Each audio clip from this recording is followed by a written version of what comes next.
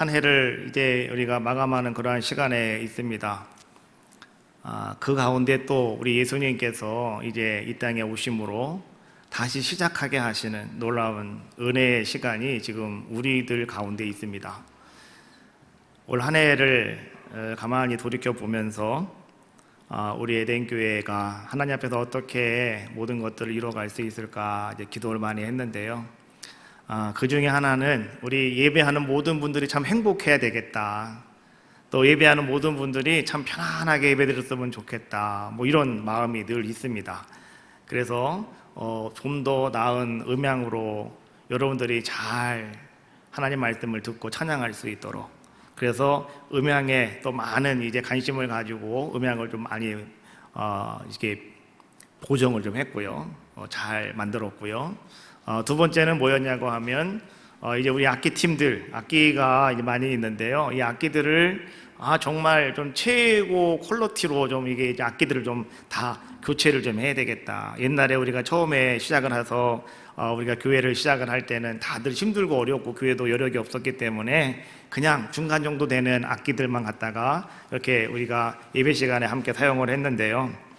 이제는 조금 이제 좀 퀄리티를 높여서 최고의 음질과 음향과 악기를 가지고 하나님 앞에 영광을 돌리면 정말 모든 분이 더 행복하겠다, 이런 생각이 있어서 늘 그렇게 기도하면서 꾸준하게 우리가 하나하나 바꿔갔는데요.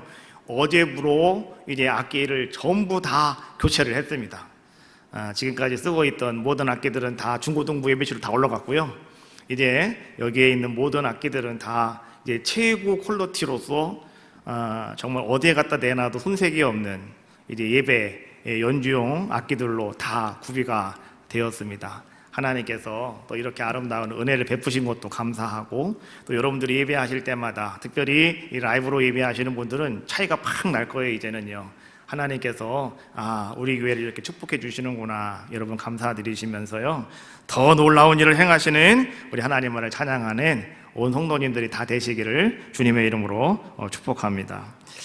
두바이는요, 이 중동의 뉴욕이다 라고 이렇게 사람들이 부른다고 그래요. 저기가 바로 이 두바이라고 하는 곳입니다. 중개 무역과 금융의 중심지로 아주 유명한 그러한 이제 도시지요. 세계에서 가장 높은 빌딩 부르주 칼리파라고 하는 저 가운데 있는 빌딩 보이시죠? 저 빌딩이 세계에서 가장 높은 빌딩이랍니다. 높이가 828m다라고 이렇게 이야기합니다. 오늘 제가 여러분들에게 이 사진을 보여드리는 것은요, 자, 이렇게 멋있고 아주 근사한 도시가, 이 두바이라고 하는 도시가 딱 형성이 되어 있는데요. 자, 그런데 저 도시를 바깥으로 살짝 나가기만 하면 이제 거기에는 온통 다 모래로 온 세상을 다 덮어버리고 있는 것이 바로 오늘 저곳의 상황이다라고 이렇게 이야기합니다.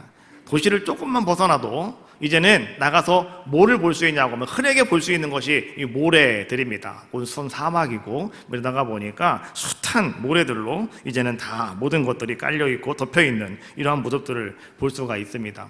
근데 놀라운 것은 뭐냐고 하면 저 도시를 그렇게 멋있고 아름답게 높은 빌딩들을 지을 때 말이죠, 그 지천에 깔려 있었던 많은 모래들이 있었는데 그 모래는 하나도 쓸 수가 없었답니다. 저 건물을 지을 때 모든 모래들은 다 수입을 해서 그 수입된 모래를 가지고 이제 큰 빌딩들을, 저렇게 멋있는 건물들을 짓게 되었더라라고 하는 것이죠. 왜 그러냐고 하면 이 사막의 모래 입자가 너무나 가늘어서 이것들은 도대체 건축 재료로는 쓸 수 없는 그러한 모래들이었다라고 하는 것이죠. 한 해를 마무리하는 이 입장에서, 이 시점에서 한번 오늘 저는 여러분들에게 이렇게 한번 말씀드려보고 싶어요. 여러분, 우리 자신을 한번 돌아봅시다.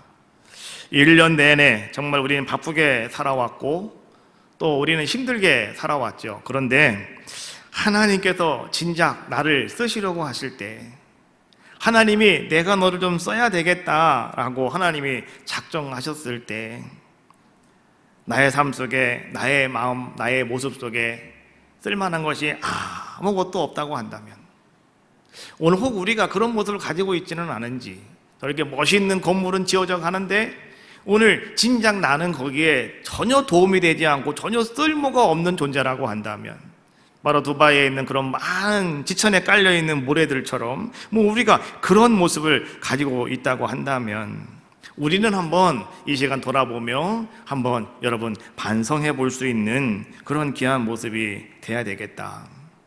하나님 나라를 세워가는 일에 있어서 내가 조금이라도 쓰임받을 수 있다면, 하나님의 아름다운 나라를 세워감에 있어서 오늘 여러분들이 그나마 작은 것이라도 쓰임받을 수 있는 귀한 자의 모습이라면 여러분 얼마나 귀하고 아름다운 모습이겠습니까? 주보에 삽기되어 있는 여러분 하나님과 교회의 나의 사역 신청서라고 하는 걸 좀 다 논하드렸는데요, 여러분 오늘 하나님께서 나를 이러한 것을 통해서 나를 쓰실 수 있다면 그것이 나의 행복이고 나의 기쁨이 아니겠습니까? 얼마 남지 않은 이 한 해, 여러분 남은 시간 동안 더 간절히 기도하시면서 여러분들이 하나님 앞에 그렇게 가장 귀하고 아름다운 자로 쓰임받는 귀한 은혜가 여러분들 가운데 임하는 귀한 시간 되시기를 주님의 이름으로 축복합니다. 그리스도가 되시며 살아계신 하나님의 아들이십니다. 오늘 베드로가 예수 그리스도에 대해서 그렇게 고백을 했지요. 사람들이 나를 누구라고 부르느냐?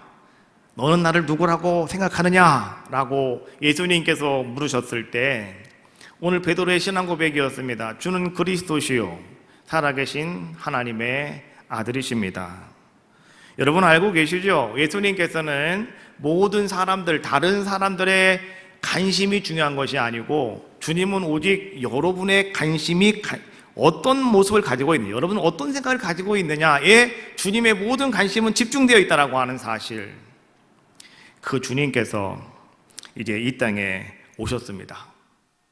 근데 그 주님이 이 땅에 오실 때 주님은 어디에서 탄생하셨느냐, 어떤 장소를 선택하셨냐고 하면 베들레헴이라고 하는 그런 베들레헴이라고 하는 이 한 마을을 주님은 선택을 하시고 하나님은 그곳에 오늘 예수 그리스도를 탄생하게 만들어 주셨습니다. 베들레헴이라고 하는 곳은 어떤 곳이었을까요? 제가 이스라엘 지도 하나를 준비했는데요, 여러분 보시면, 자, 이게 이스라엘 지도입니다. 저 위에 보시면 갈릴리 호수가 보이죠? 그 밑에가 나사렛이라고 하는 동네고요, 밑으로 쭉 내려오면 예루살렘이 보이죠. 그리고 그 밑에가 바로 베들레헴이라고 하는 한 마을이 거기에 있습니다. 예루살렘으로부터는 대략 한 8km 정도 이렇게 떨어진 그러한 곳에 이 베들레헴이라고 하는 동네가 있는데요, 이 베들레헴이라고 하는 동네는 너무 작은 산골 마을이었어요. 그러다가 보니까 사람들에게 이렇게 관심을 받지도 못했고 주목을 받지도 못하는 그런 동네가 바로 베들레헴이라고 하는 동네였다라고 하는 것이죠. 그런데 이 베들레헴이라고 하는 동네가요, 정말 이제는 사람들에게 알려지게 되고 이게 유명세를 타게 되어지는 계기가 있었습니다. 그것은 어떤 것이었냐고 하면, 첫 번째는요, 이 베들레헴이라고 하는 이 동네는 다윗의 고향이었습니다. 그러다가 보니까 이제는 다윗을 알고 있는 모든 사람들은 이 베들레헴에 대해서 사람들은 다시 한번 바라보게 되고 다시 한번 거기에 관심을 갖는 그러한 모습이 되었다라고 하는 것이죠. 사무엘상 17장 12절 말씀해 보니까 다윗은 유다 베들레헴 에브랏 사람 이세라고 하는 사람의 아들이었는데 라고 말씀해 주고 있죠. 다윗은 유다 베들레헴 에브랏 사람이었다라고 하는 것을 이야기해 주고 있는 겁니다. 다윗은 거기서 살면서 말이죠, 그냥 산골에 가서 양을 치면서 그냥 그렇게 살고 있던 자의 모습이었는데, 그런데 이후에 다윗이 하나님께 택함을 받고 이스라엘의 왕이 되다가 보니까 말이죠, 그 왕이 탄생했던 동생, 왕이 살았던 그 동네가 아주 유명한 동네가 되었다라고 하는 것이죠. 그것이 바로 이 베들레헴이라고 하는 그 마을이었다라고 하는 겁니다. 또 성경에 보니까 이 베들레헴은요, 옛날에 야곱의 두 번째 부인이었던 작은 부인이라고 그러죠, 라헬이가 이제는 그의 아들 베냐민을 낳다가 그만 너무나 큰 이 상고 때문에 거기서 그가 생명을 잃어버리게 됩니다. 죽었다는 거죠. 그래서 그를 이제는 데리고 갈 수가 없어서 가는 길에 그를 이제 장사 치르고 땅에 묻어 주었는데, 그것이 바로 베들레헴 에브라다였다라고 이렇게 이야기합니다. 창세기 48장 7절 말씀해 보니까 내게 대하여는 내가 이전에 바단에서 올 때에 라헬이 나를 따르는 도중 가나안 땅에서 죽었는데 그것은 에브라까지 길이 아직도 먼 곳이라 내가 거기서 그를 에브라 길에 장사하였느니라. 에브라는 곧 베들레헴이라. 그래서 이제 라헬이 베냐민을 낳다가 이제 죽어서 거기 묻힌 땅, 그것이 바로 이제 오늘 이 베들레헴이라고 하는 곳이었고요. 또 한 가지는 우리가 잘 알고 있는 이제 룻이라고 하는 여인이 나오죠. 이 룻이라고 하는 여인을 우리가 이야기하다 보면 같이 나오는 사람이 누구냐고 하면 시어머니 나오미라고 하는 사람 아니겠습니까? 오늘 룻의 시어머니 나오미가 살던 고향, 거기가 바로 베들레헴이었죠. 그리고 오늘 룻이 이제 자기 시어머니를 따라와가지고 이제 보아스를 만나서 시집간 동네, 그 동네가 바로 또 베들레헴이었다라고 하는 것이죠. 룻기서 1장 2절 말씀해 보니까 그 사람의 이름은 엘리멜렉이요 그 아내의 이름은 나오미요 그 두 아들의 이름은 말론과 기론이니 유다, 베들레헴, 에브라 사람들이더라. 성경에 보니까 이 베들레헴 바로 유브라다라고 하는 곳에 오늘 이러한 성경적인 이야기들이 관련이 되어져 있더라라고 하는 겁니다. 그럼에도 불구하고 그곳은요 낙후된 곳이었습니다. 작은 마을이었습니다.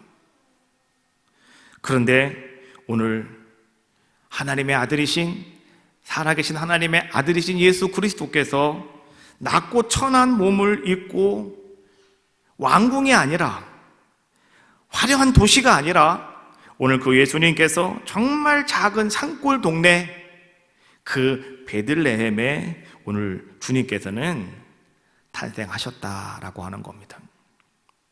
여기서 우리가 먼저 한번 생각해 볼 것이 또 한 가지가 있는데요. 그것은 뭐냐고 하면 요셉과 마리아는 본래 베들레헴 사람들이 아닙니다. 그들은 어디서 사는 사람들이었냐고 하면 저 위에 갈릴리 바다가 있는 나사렛 그쪽에서 살고 있던 자의 모습이었죠. 그래서 사실 예수님께서 이 땅에 태어나실 때 예수님은 어디서 태어나셨어야 되느냐? 이 나사렛이라고 하는 곳에서 주님은 태어나셨어야 정상인 겁니다. 그런데 성경은 뭐라고 말씀해 주고 있냐고 하면 예수님께서, 메시아가, 구원자가 이 땅에 오실 때 그는 곧 베들레헴이라고 하는 곳에서 탄생하신다라고 선포가 되었기 때문에, 예언이 되었기 때문에 오늘 하나님께서는 요셉과 마리아가 이제는 이 나사렛을 떠나서 말이죠, 오늘 이 베들레헴이라고 하는 곳에 와서 예수님을 이렇게 출생하게 되어지는 이러한 모습을 성경은 지금 우리에게 보여주고 있다라고 하는 거죠. 우리들이 알고 있는 원정 출산이라고 하는 것이 있습니다. 이거는요, 이제 특별히 미국의 시민권을 얻기 위해서 아기를 임신을 했으면 이제 한 6개월쯤 되면 미국에 가가지고 살아요. 거기 살다가 아기를 낳으면 그 아이는 미국 시민권을 갖는다고 그러잖아요. 왜요? 출생이 미국이니까. 그렇지 않습니까? 그래서 이제 아기를 배신 분들이 그렇게 가서 아기를 낳고 돌아오시는 분들이 가끔 있죠. 이것을 갖다가 우리가 원정 출산이다라고 이렇게 이야기합니다. 그러면 요셉과 마리아가 원정 출산하러 지금 이 베들레헴까지 갔을까요? 베들레헴이 큰 도시라고 한다면 이해가 되겠지만 작은 산골 마을인데 그곳까지 가서 굳이 내가 여기서 얘를 낳아야 되겠다라고 생각을 하고 갈 일은 만무하다라고 하는 것이죠. 그런데 여기서 우리는 말이죠, 이 하나님의 섭리가 참으로 위대하고 놀랍다라고 하는 것을 우리는요, 이 예수님이 베들레헴에서 탄생하시는 모습을 통해서도 우리는 다시 한번 살펴볼 수가 있더라라고 하는 겁니다.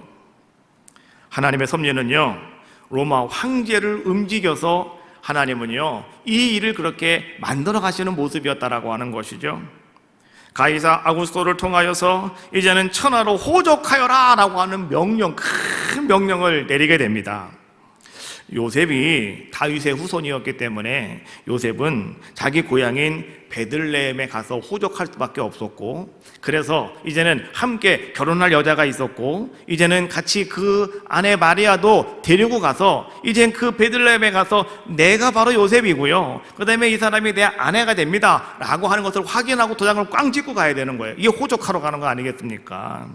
그러다가 보니까 오늘 요셉은 어떻게 합니까? 이제는 하나님께서 섭리하심에 따라서, 로마 황제의 명령에 따라서 하는 수 없이 이제는 만삭이 된 마리아를 데리고 나사로를 출발해가지고요, 어디로 왔느냐? 이 베들레헴으로 오게 되었고, 이제 그곳에서 오늘 마리아는 예수 그리스도를 이제 출생케 하는 아주 놀라운 역사가 일어나게 되었다라고 하는 것이죠.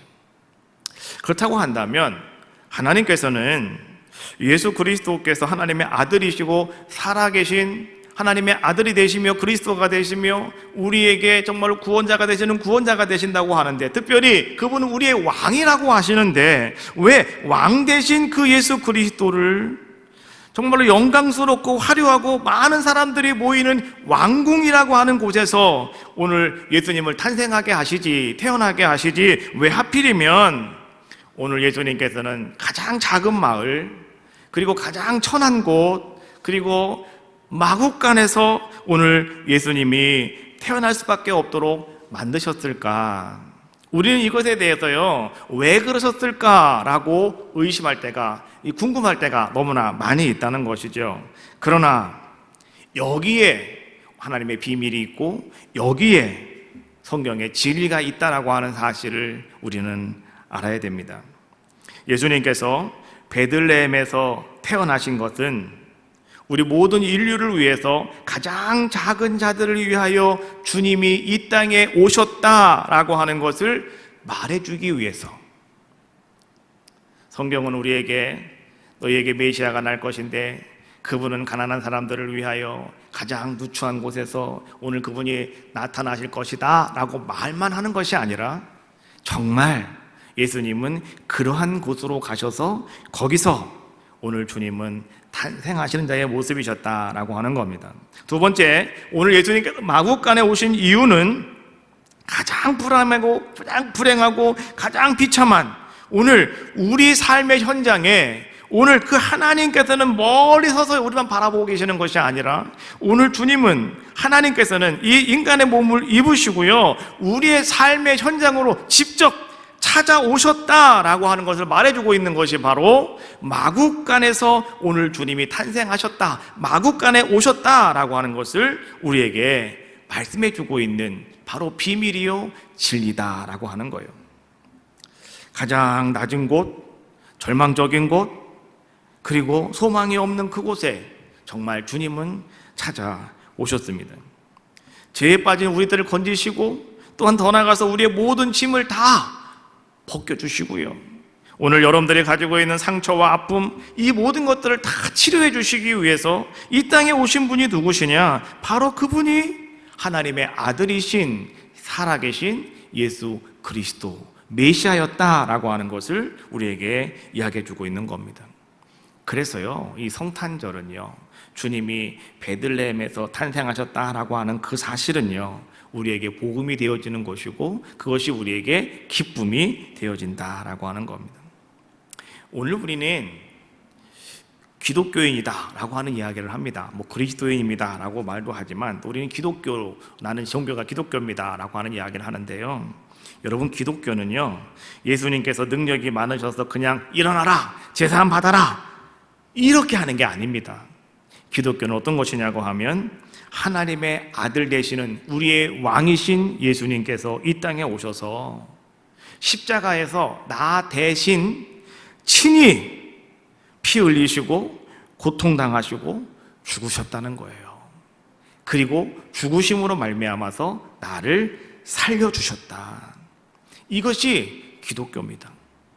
그래서 여러분, 오늘 우리가요 막 웃고 좋아하지 않습니까? 우리가 기쁨이 있지 않습니까? 이것은요, 오늘 주님의 슬픔과 고통 때문에 오늘 우리는요 웃을 수 있는 자들의 모습이 되었고, 오늘 여러분들이 오늘도 평안한 삶을 살아갈 수 있는 그 모든 것들은 오늘 주님께서 그렇게 아파하시고 그렇게 주님께서 많은 고통을 당하셨기 때문에 오늘 우리는 평안을 누릴 수 있는 귀한 자들의 모습이 되었다라고 하는 거예요. 예수님께서 부유함을 포기하시고 가장 낮은 자의 모습으로 오늘 주님이 그 마국간에 탄생하여 주심으로 말미암아서 이제 우리는요 어떤 자가 되었다고요? 우리는 부유한 자가 되었고, 오늘 주님께서 그 마국간에서 여러분들과 함께 하는 것이 아니라 오늘 주님이 이 땅에 오셔서 그 마국간에 태어나심으로 말미암아서 마국간에 있는 우리들을 어디로 옮겨주셨냐고 하면 왕궁으로 옮겨주시는 놀라운 역사를 이루어 주신 것, 이것이 바로 오늘 우리가 믿는 기독교입니다. 내가 지금 열심히 따라가고 있는 기독교가 바로 이런 종교다라고 하는 것을 우리는 알아야 된다라고 하는 거죠. 그렇다고 한다면 오늘 베들레헴에서 태어나신 이 예수님은 과연 누구실까? 메시아라고 말씀하시는 이 메시아는 과연 누구냐라고 하는 것이죠. 오늘 2절 말씀해 보니까, 미가서 5장 2절 말씀해 보니까 이렇게 말씀해 주고 있어요. 베들레헴 에브라다야, 너는 유다 족속 중에 작을지라도 이스라엘을 다스릴 자가 네게서 나올 것이라. 이스라엘을 다스릴 자가. 그래서 그 메시아는 누구냐? 메시아는 다른 분이 아니라 오늘 이 베들레헴에서 태어나시는 그 메시아는 우리를 다스리실 분이시다. 모든 이스라엘 백성들을 다스리실 분, 그분이 바로 누구시라고요? 바로 베들레헴에서 탄생하신 그분이시다라고 이야기해 주고 있는 거예요. 다스리는 것은 뭡니까? 왕이시라는 거예요. 우리의 왕이시다.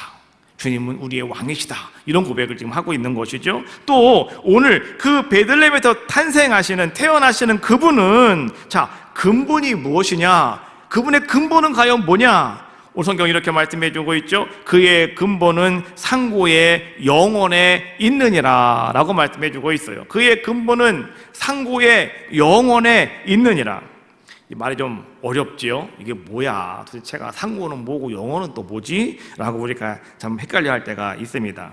자, 요 말씀을요, 새번역 성경으로 보니까 이렇게 번역을 해 놓았어요. 그의 기원은 아득한 옛날 태초에까지 거슬러 올라간다. 그의 근본이라고 하는, 근원이라고 하는 것을요, 성경 여러 곳에서는 뭐라고 표현을 하고 있냐고 하면 태초라고 하는 말로 표현하고 있다는 거예요. 창세기 1장 1절, 태초에 하나님이 천지를 창조하셨느니라.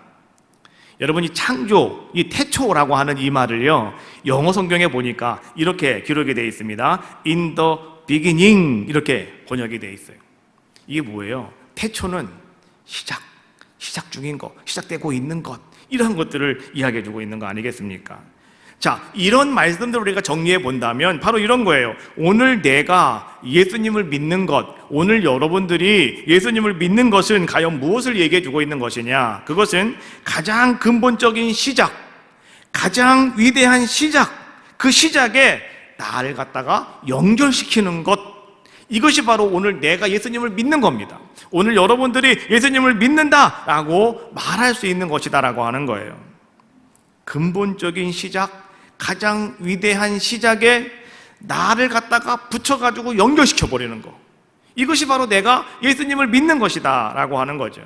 빌립보 2장 6절 말씀해 보니까 바울은 말합니다. 그는 근본 하나님의 본체시나 하나님과 동등됨을 취할 것으로 여기지 아니하시고, 바울이 말씀하신 대로 하나님과도 같으신 본체였던 분이 누구시라고요? 그분이 그 베들레헴에서 태어나신 그분이다, 이런 얘기입니다.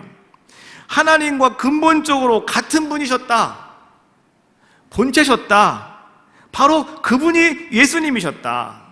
이것을 갖다가 신학적인 용어로 뭐라고 말해주고 있냐고 하면 선제하시는 분, 이렇게 이야기합니다. 선제하시는 분, 그분이 바로 베들레헴에 오신 그 예수님이시다라고 말씀해주고 있는 겁니다. 주님은 태초에 계신 말씀이었다. 다시 말하면 그것을 갖다가 우리가 로고스다라고 이렇게 이야기하고 있지 않습니까? 요한 1서 1장 1절 말씀해 보니까 태초부터 있는 생명의 말씀에 관하여는 우리가 들은 바요, 눈으로 본 바요, 자세히 보고 우리의 손으로 만진 바라.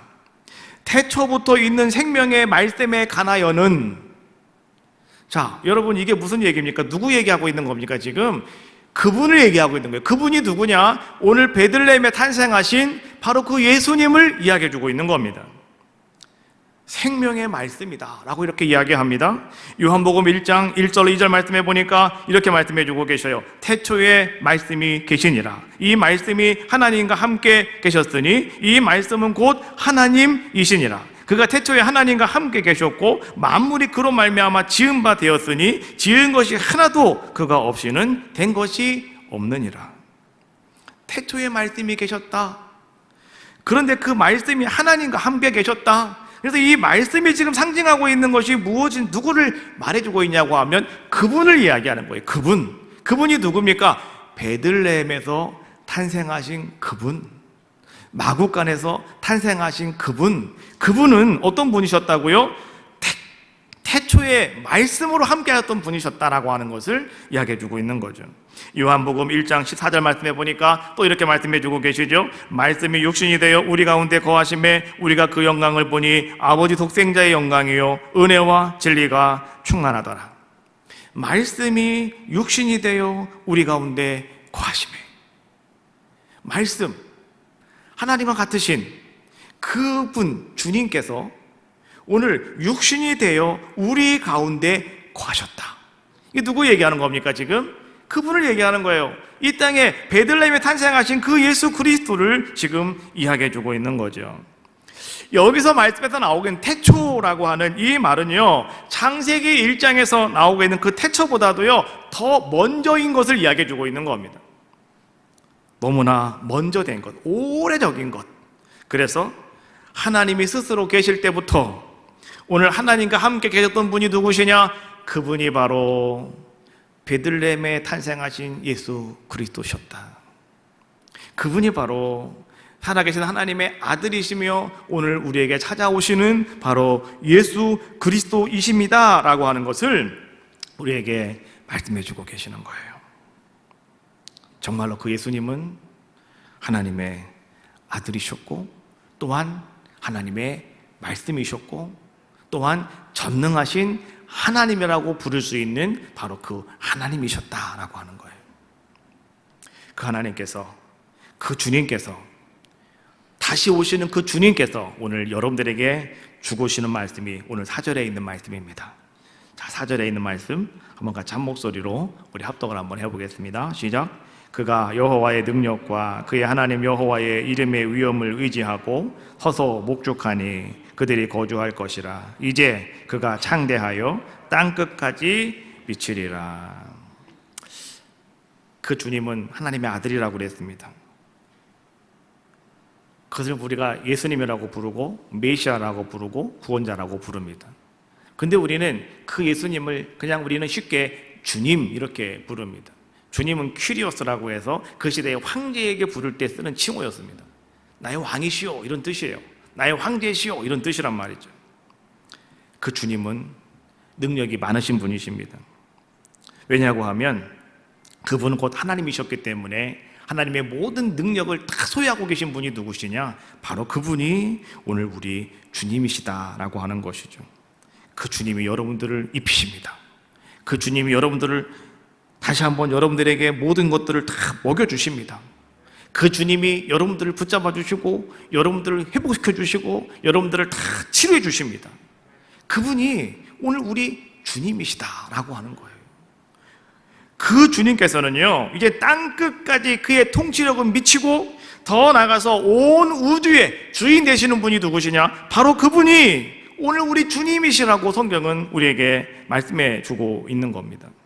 내 마음대로 내 생각대로 여러분들이 살아가려고 하면 여러분 어떻습니까? 그때는 실패가 찾아오고 그때는 여러분 낙심 속에 빠지게 되고 우리는 힘들 수밖에 없는 거 아니겠습니까? 그러나 오늘 여러분들이 나와 함께 하시며 나에게 찾아오신 하나님이 되시는 그 예수 그리스도 주님을 여러분들이 바라보고 살아갈 때 그 주님은 여러분의 생명을 붙잡고 계신다는 거죠. 여러분의 생명을 안전하게 지켜주시는 놀라운 역사를 이루어 주신다라고 하는 겁니다. 세상의 통치자들은 어떻게 합니까? 무력으로 사람들을 다스립니다. 그리고 사람들의 생명을 빼앗아갑니다. 그런데 오늘 우리에게 오신 그 예수 그리스도, 우리의 주님은 어떤 분이십니까? 우리를 위하여 자기 생명을 내어주신다라고 성경은 말씀해주고 계시죠. 요한복음 10장 11절 말씀해 보니까 나는 선한 목자다. 선한 목자는 양들을 위하여 목숨을 버리거니와 라고 말씀해주고 계시죠. 주님은 우리의 선한 목자가 되어주신다고요. 그래서 주님은 나의 목자가 되셔서 나를 푸른 초장과 쉴 만한 물가로 인도해 주신다고요. 오늘 우리가 주님의 그런 인도함을 받고 살아갈 때, 푸른 초장과 쉴 만한 물가로 인도함 받고 살아갈 때 오늘 여러분들은 어떤 삶을 살아가게 되어지느냐? 오늘 성경이 우리에게 말씀해 주고 있는 것처럼 장대하여 땅끝까지 영향력을 끼칠 수 있는 아름다운 자의 삶을 오늘 주님은 여러분들에게 허락하여 주신다라고 하는 겁니다. 베들레헴이라고 하는 말의 뜻은 떡집이라고 하는 뜻을 가지고 있다고 그랬죠. 또 특별히 이 베들레헴 에브라다야 이제서 그렇게 말씀해 주고 있는데, 이 에브라다라고 하는 뜻은요, 풍성하다라고 하는 뜻을 가지고 있고, 또한 열매가 넘친다라고 하는 뜻을 가지고 있어요. 그러면 오늘 예수님께서 베들레헴 에브라다야 너는 유다 족속 중에 작을지라도, 이런 말씀이 나오는데요, 오늘 주님은 비록 작은 마을이고 사람들이 알아주지 않는 아주 산골짜기 마을이었다 할지라도 오늘 주님께서는 그곳 이름이 바로 떡집인 것처럼 생명의 아름다운 떡을 풍성하게 제공해 주시며 그것을 갖다가 넘치도록, 열매가 넘치도록 아름다운 일들을 그곳에서 베풀기 위해 오신 분이 누구시라고요? 그분이 바로 살아계신 하나님의 아들 예수 그리스도시다라고 하는 것을 우리에게 말씀해 주고 계시는 거죠. 잠언서 8장 34절 말씀해 보니까 누구든지 내게 들으며 날마다 내 문 곁에서 기다리며 문설주 옆에서 기다리는 자는 복이 있나니 라고 말씀해 주고 있어요. 내 문 곁에서 기다리면서 문설주 옆에서 기다린다, 그 사람이 복이 있다고 하는데, 그럼 그 사람이 어떤 사람일까요? 이스라엘 백성이 출애굽을 할 때, 그들이 애굽에서 나올 때 마지막 날, 마지막 재앙이 임했을 때 하나님께서 모세를 통해서 이스라엘 백성이 하신 말씀이 무엇이었습니까? 문설주에다가 피를 바르고 너희들은 출애굽을 기다려라. 그날 밤 한 사람도 자면 안 되는 겁니다. 그들은 기다려야 되는 겁니다. 무엇을 기다리냐고 하면 주님이 자 출발이라고 하는 그 소리를 그들은 기다려야 되는 겁니다. 그 소리를 듣는 자만이 어떻게 할 수가 있습니까? 애굽 땅을 떠나서 하나님이 허락하신 축복의 땅, 젖과 꿀이 흐른 땅을 향해서 나아갈 수 있는 귀한 자의 모습이 되어줄 수 있었던 것처럼, 오늘 우리 모든 성도들, 특별히 에덴교회 모든 성도들은요, 다시 우리에게 오시는 그 주님의 탄생을 여러분들도요 이제는 기다리면서, 여러분들 이 성탄절에 우리가 주님 만나기 위해서 여러분 어떻게 하셔야 되겠습니까? 내 영혼이 깨어서 여러분 기도하면서, 여러분 사모하면서, 여러분 정결하고 거룩한 길을 걸어가면서 우리는 어떻게 해야 된다고요? 밤을 새워가면서 우리는 기다리는 겁니다. 이것이 오늘 잠언서 8장 34절에서 주고 있는 말씀이에요. 내 문 곁에서 기다리며 문설주 옆에서 기다리는 그 사람은 복이 있다라고 말씀해 주고 있는 것처럼, 오늘 여러분들이요 이 성탄절에 그 주님을 여러분 그렇게 기다릴 수 있는 우리들의 모습이 되셔야 된다. 그 사람이 복을 받는 사람의 모습이 되어질 것이고, 그 사람이 창대하여 땅끝까지 영향력을 미칠 수 있는 복된 자가 되어질 수 있다라고 하는 겁니다. 오늘날 이 시대는 어떤 시대입니까? 사람들이 밤새도록 잠을 안 잡니다. 밤새도록 사람들이 불야성을 이루면서 말이죠, 정욕을 쫓아갑니다. 그리고 사람들이 밤새도록 쾌락을 쫓아서 말이죠, 잠을 안 자는 시대가 바로 오늘 이 시대가 아니겠습니까? 그러나 오늘 이 시대에 우리는 경건의 눈을 뜨셔야 됩니다. 여러분들은 믿음의 눈을 뜨셔야 됩니다. 그리고 이제 우리는 베들레헴을 바라보셔야 됩니다. 그리고 그 베들레헴에 오시는 예수 그리스도, 하나님의 아들이시며 살아계신 하나님과도 같으신 그분을 여러분들은 사모하는 길로 나가셔야 되는 거죠. 그때 여러분의 평생토록 주님이 여러분들을 지켜주시고 여러분들을 보호해 주시는 놀라운 은혜가 여러분들 가운데 임하게 될 줄로 믿습니다. 주님과 함께 여러분 베들레헴을 바라보십시오. 주님과 함께 여러분들도 베들레헴의 길로 나아가 보십시오.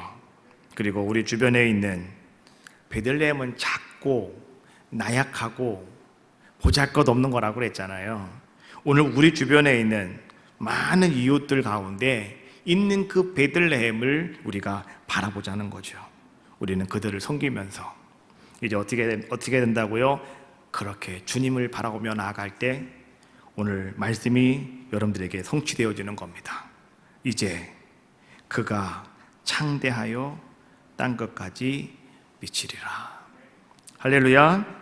말씀대로 여러분들의 가정에, 여러분들의 일터와 사업장에, 여러분 자녀들에게 그대로 이루어지시기를 주님의 이름으로 축복합니다. 찬양하겠어요. 우리 하나님의 약속이라고 하는 찬양인데요, 오늘 주님이 나에게 복 주시기를 원하신다라고 하는 찬양입니다. 찬양하시고 통성으로 기도하실 때 정말 하나님 창대하고 땅끝까지 내가 영향력을 끼칠 수 있는 축복자가 되기를 원합니다. 주님과 함께 하기를 원합니다. 그 주님 만나는 이번 성탄절 되어지기를 원합니다. 여러분 기도하는 귀한 시간 되도록 하겠습니다. 찬양하겠습니다.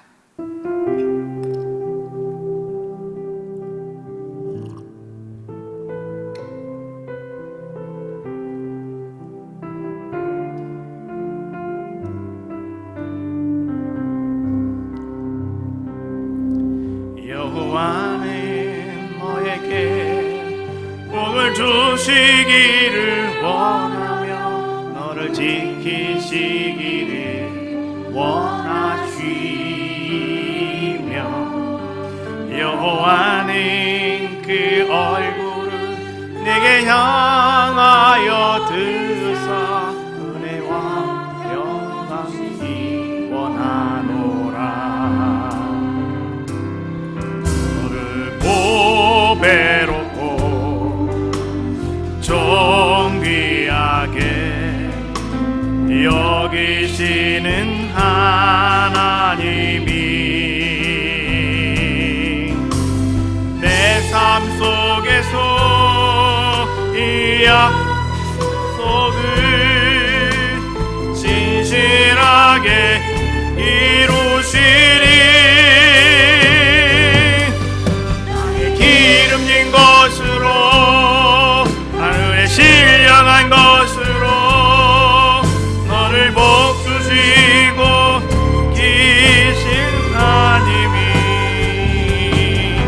너의 영혼 잘 되도록 은혜 베푸시며 평강으로 인도하시리. 다시 한번 합시다. 여호와는